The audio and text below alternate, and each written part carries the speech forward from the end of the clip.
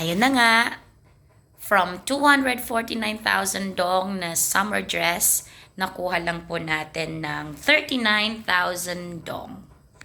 'Di ba? Sulit. Okay, size medium po ito.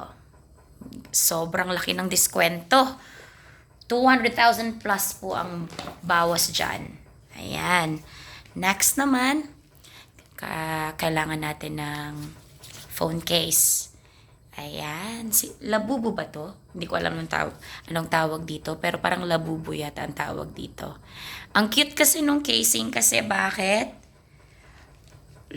Look at this. Oh. May pa-mirror si Ateng. So, maganda to. So, pwede akong magsalamin anytime. So, dual purpose siya.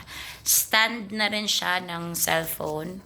Pag gusto mo na manood ng movie. 100,000 dong po ito. Okay? Para po sa ating cellphone. Isusuot ko po yan sa cellphone later. Ayan. Gusto po natin na ma-secure yung cellphone natin kasi umuulan lately eh. So, may capybara po tayo na lagayan ng cellphone.